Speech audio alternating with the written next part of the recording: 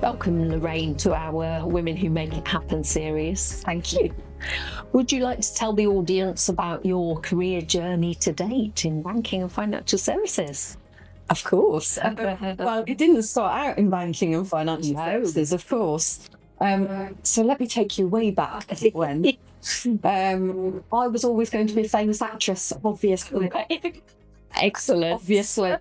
And, you know, that started out really well. I had a little BAFTA award at about the age of 11.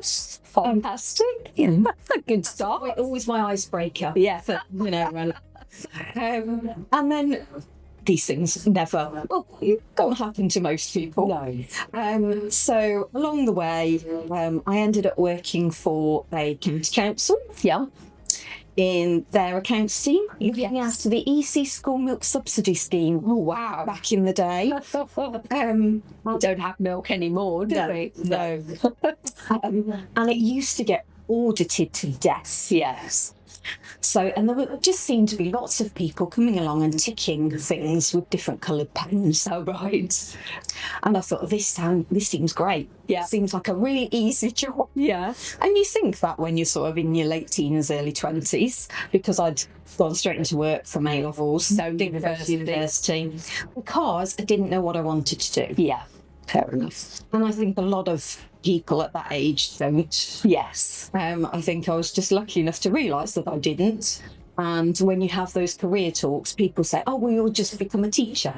No, I'm not a fan of children. No. So I always knew that was not a good career path. Not an option. So anyway, back to the school milk subsidy scheme. And then a job came up in the county council for an internal auditor. Ah, okay. And I thought, I'm going to do that. And this is a bit of a pattern in my career. When I see something that I want to do, I just go for it.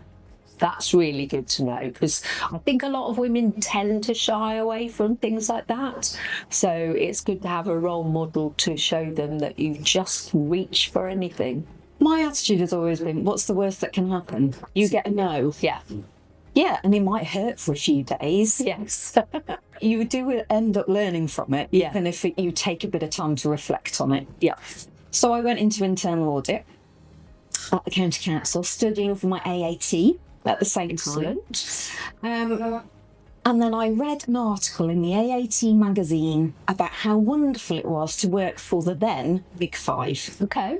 The Big Five audit The Big Five audit firms. I thought, well, I'm going to do that then. Yeah. And I was lucky enough at the time that in the Midlands, KPMG were running a recruitment campaign. Oh, and they had a bit of an open evening at the Botanical Gardens in Birmingham. And so I went along and got tucked in. And of course, they're there to sort of scope out who's there as much as you're there to learn about the firm. yes. Things progressed and I ended up going to KPMG. Wow. Still studying. Yeah.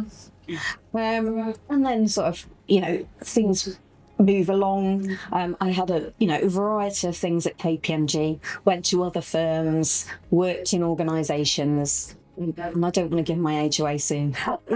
Some years have passed, so let's bring you up to a sort of more recent times. So different roles in different other accountancy firms. Yeah. Some studying along the way. So accountancy, it turned out, wasn't for me. No.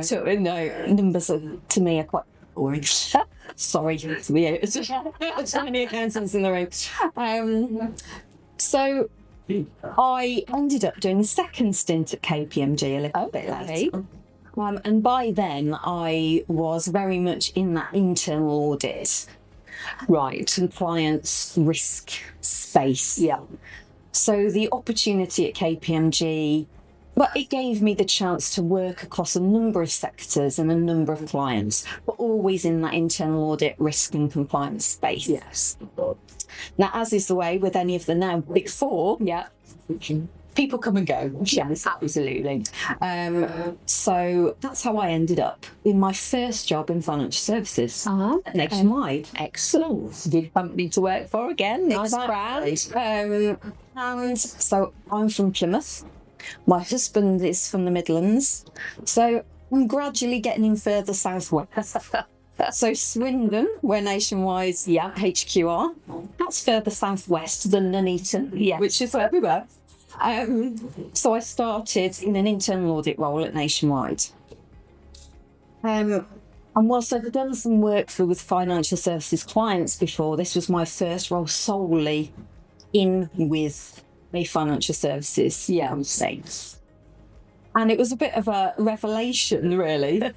Well, the fact that Nationwide has always been very customer focused. Yes. I think in financial services, we've very much moved to being much more putting the customer at the centre of things. But I think that Nationwide were somewhat ahead of the curve on that. So that customer centricity coming from a very much profit-making business, like the Big Four, and because that's their there to do. Yeah, absolutely.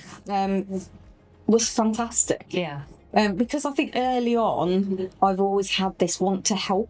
Yeah. Which is why, before I wanted to be an actress, I was always going to be in the Royal Navy or be a police officer. There's always been that urge to sort of serve and help. Yeah. So the fact that I could sort of have that customer as somebody I could focus on, even in an internal audit role, was fantastic. And of course, Nationwide being Nationwide, there was also an opportunity to move around within the business. So I moved from internal audit to doing a risk role and then another risk role. And then Nationwide, like any other organisation, restructures. And I was made redundant. Ah, how did you find that after working for so many years? I actually found it easier because I had a team to support who were in the same position. Yeah. And having that team that relied on me for both, whilst we were going through the process, information, and sort of just to talk things through as well. Yeah. Kind of helped me a bit to one side. Oh, that's okay. It comes back to that helping people. Yes. Hard thing to do anyhow. Well, if it's your team. I mean, Nationwide, great business to work for, and they supported me. So they supported me to do my master's degree in risk management whilst working. So, it was hard. Yeah. But it always presents an opportunity. Yes. And within 3 months of leaving Nationwide, I was in a global role at Zurich. Wow. Also Swindon at the time, wasn't it? Yes. But please don't ask me if I know somebody in Swindon. Because people always say, do you know so-and-so in Swindon? No. Because my line manager was based in Zurich, Switzerland. So there was a lot of sort of travelling around Europe, working with the shared service centres, with third-party risks, because it was a group risk role. So it was, again, a fantastic opportunity to sort of get stuck into all sorts of different bits and pieces. Yes, absolutely. Still within that risk space. Yes. But there's only so long that you can spend Sunday evenings at Heathrow Airport waiting to fly out. Yeah.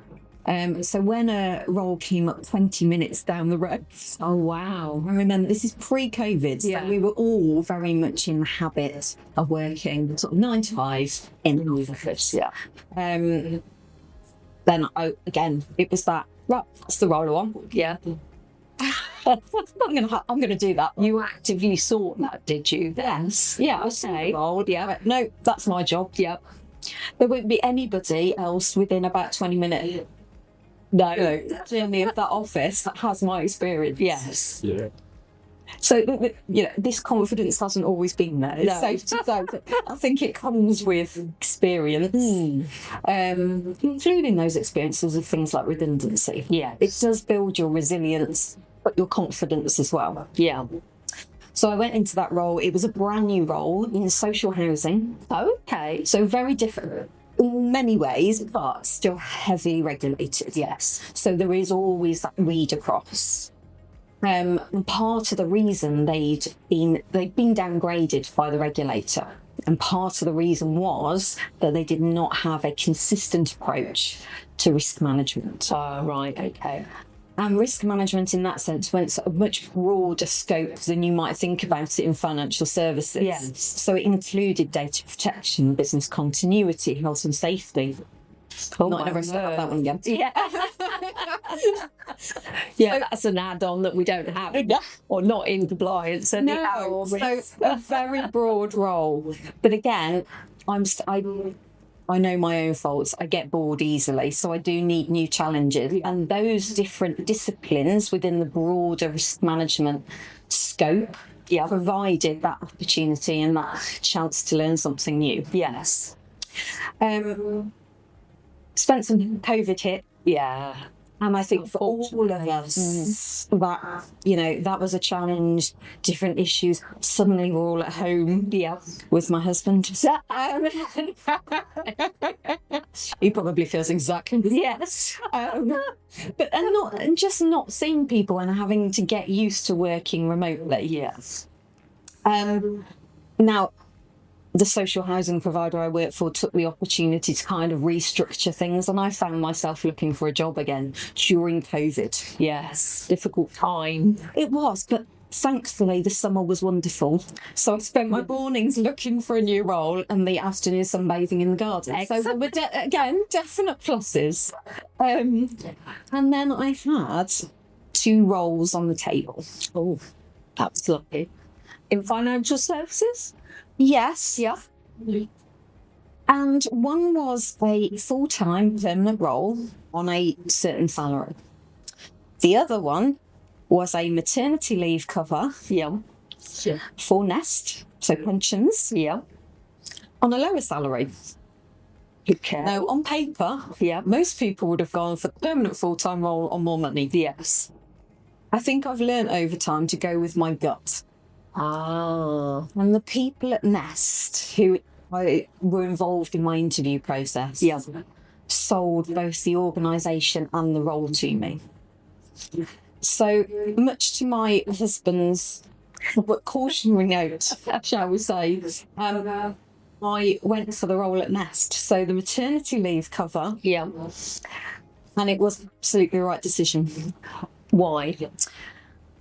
Because it got me back into financial services, which I'd realised with my shorter stint in social housing, whilst there was read across, I was still most comfortable in that financial services regulatory environment. Yes.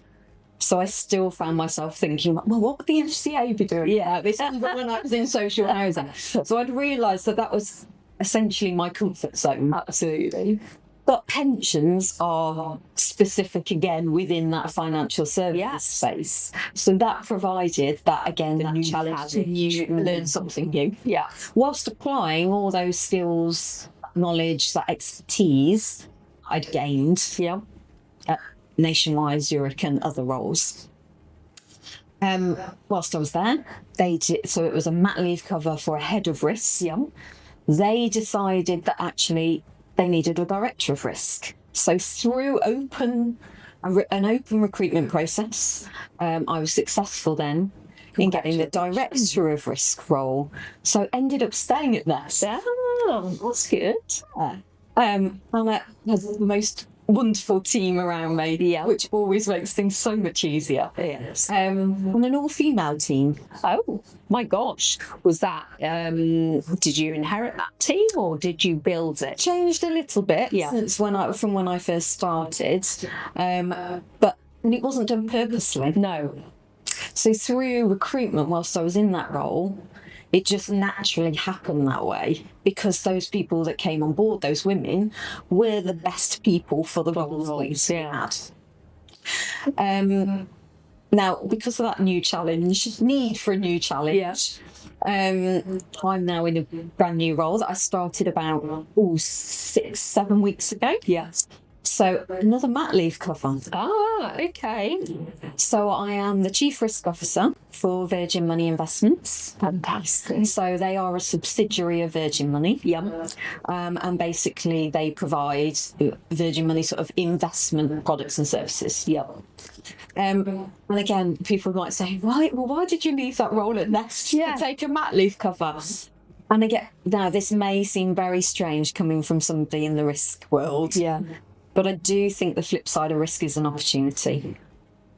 I like that thinking, because there is a flip side to risk. Yeah. And there are ways of getting opportunities. You just need to balance it. Exactly. And I will, I preach this risk and opportunity. Yeah. So I'm not one to just preach and not do. Yeah. So I'm going to stand by what I say. So when the opportunity arose to take on this role, Yeah. I've absolutely grabbed it. You've grabbed it. So another 10 months, 11 months Yeah. left. So and it's my first CRO role. Oh, that's always good to go for. But it was also not just that new challenge, but also knowing that I was ready for that next step. And I think when you reach that point of knowing that you're ready for it, actually when you're in your current role, you do become a bit dejected at times, because you know you could be doing more.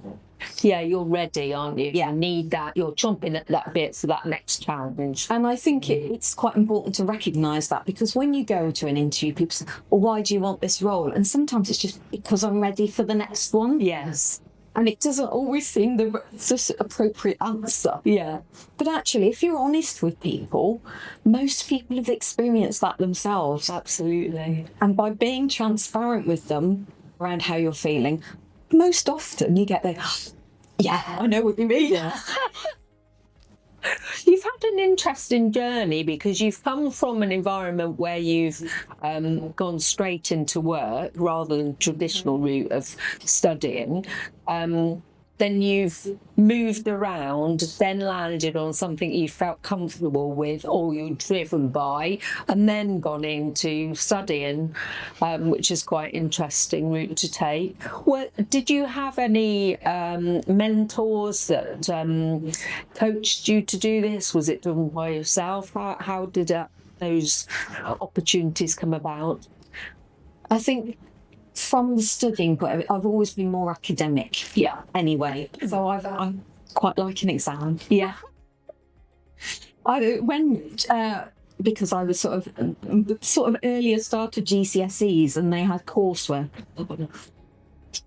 No. Coursework. When you Love read that. that, so I just want to cram something and take an exam. Yeah. So doing that study was never a sort of problem for me. I always just seemed to fit it in around work.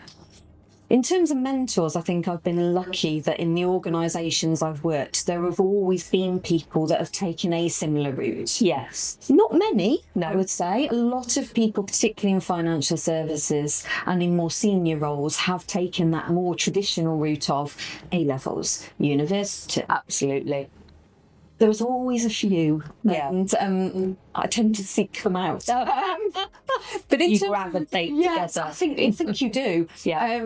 But in terms of my general role models, I would say that there's something about taking the Positive, and let's call it less positive, from everybody that you interact with.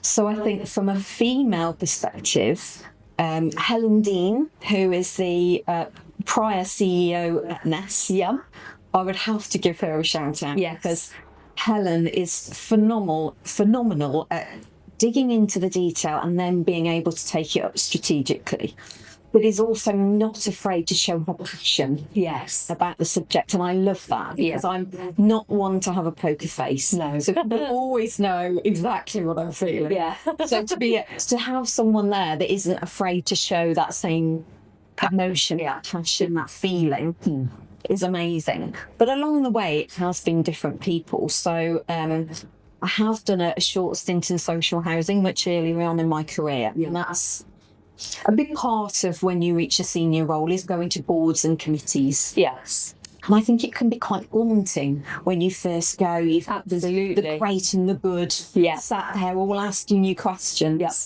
And I was always very nervous about going to audit and risk committees to start with. And then I think she was director of internal audit at the time in social housing, Sal Ishmael. I attended an audit committee with him. And just the way that he so perfectly responded to every single question. Yeah. And if he didn't know something, wasn't afraid to say, I don't know. Yeah. I'm going to take that away. And it was the first time I'd kind of seen that Dynamic. play out. And he had them in the palm of his hands. Yeah. And the other side of that was we left the meeting and I thought, do you know what? I bet he doesn't very often get feedback. So I can remember standing in the car park with Afsel going, do you mind if I just say a couple of things? He was like, of course not. I went, you were amazing. Oh, it was on the beam on his face. Yes. And he said, I really appreciate it. And I think that's something I've also taken away, that feedback element. Yes. Even when you see somebody as a role model Yep. or as a superior, quite often they would appreciate getting feedback as Absolutely. well. Yeah, because when do people get that feedback? Unless someone sees them do something or their manager hears it from someone else. Was that something you learned or replicated from someone else during your journey? I think it's quite natural for me. Is it? Yeah, I'm whenever you do those sort of core person. strengths, Yeah. colours and things. Yeah. I always come out as a people person. Yeah. And I just sort of naturally chat to people anyway. But I think that occasion, and it sticks in my head, that beam on us sort of face. And I thought, I need to make sure I do that more often. Yes. And I've done it in the last couple of weeks. So Okay. Virgin Money Investments has a new CEO. Yeah. So the board meeting a couple of weeks ago was my first board meeting as CRO. Yeah. Rich's first board meeting as CEO. Okay. He did a fantastic job. Did he? And so I came out and did that same thing. Oh, So, excellent. what? And did he appreciate it as well? Another beaming smile. Because people do. Yeah, they do. They do. And I suspect they don't get much feedback at all. No, and I think so from that role, long answer to your question. Yes, I think from that role model perspective, you can take something from everybody that you interact with. I focus there on positives. Yes. There are people along the way, and I'm not going to name those, that I've sort of interacted with or observed the behaviour, and I thought, You don't want that. That's not going to be me. Yeah. I'm not From a leadership that. perspective or? Yeah. Yes. Yeah, I would say at times, and partly because that's not naturally the way that I lead. Yes. Other times, just that being able to sit back and observe and sort of see the reactions of other people as well, and know that that's not the reaction I want. You would want, yeah. So do you think your leadership style has evolved along the way through mentors or watching other people and how they react? I think so. I think you take something from every individual relationship, from every organisation, from every organisation's purpose and mission, whatever it may be. So actually, somebody say, you've moved around a fair bit.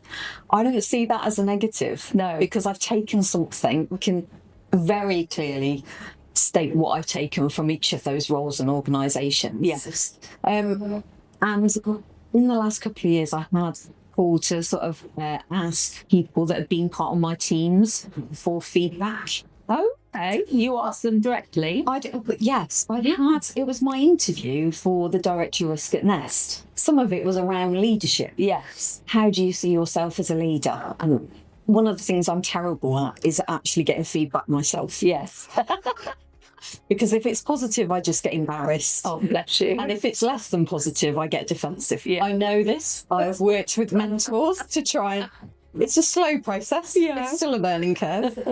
So instead of in that interview saying what my leadership style was on those qualities, I just thought, do you know what? I'm just going to ask other people. Yes. People where I have been their leader, what they think of me. Absolutely. So then I just played it back in that interview. Yeah. And said, I don't need to tell you. You can hear it from the people that I've led.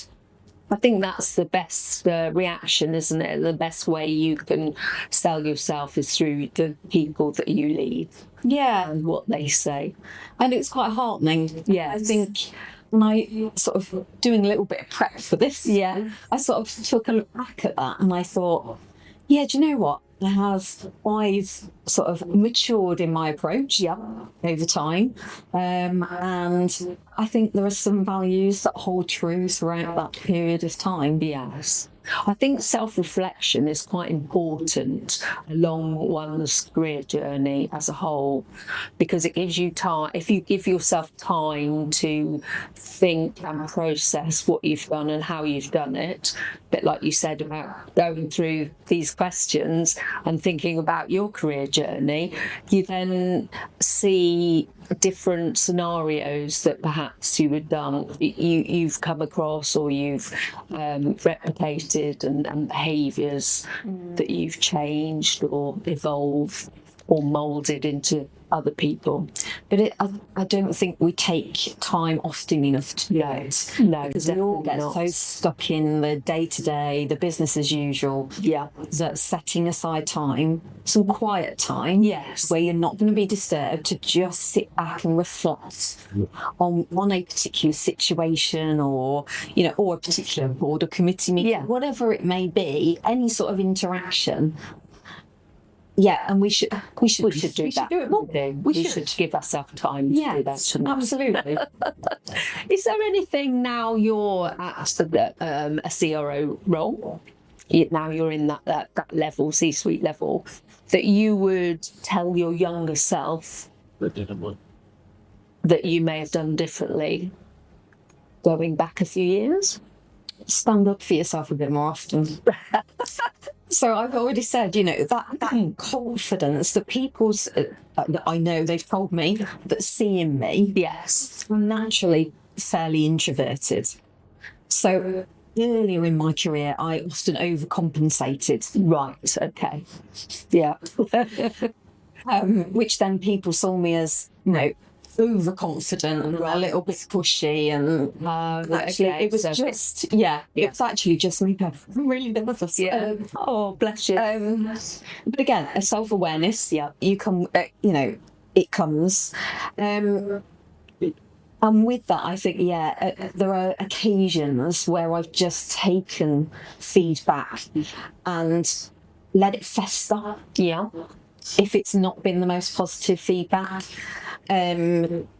Instead of what we've just talked about, taking that time going, well, actually, that's one person's view. Yes.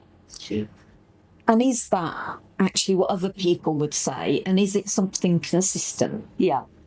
Because actually, if it's feedback that you get time and time again, there's probably something in it. Absolutely. Whereas a couple of those things that I really let affect my self-confidence have only been said by one or two people on one or two occasions. That's interesting. And now I think that because that wasn't me, it was their view of a version of me that day. Yes. Because we all have off days as well. And of course we do. Of course we do. Yeah. And I think on those occasions it was probably a day where I was, just not my usual bubbly self. So, for example, one of those, you were too mousy, Lorraine. Oh. I know, you'd be surprised at that. Yes, I was surprised at that. Now, I saw that as that I didn't come forward enough in a meeting, I didn't voice a view.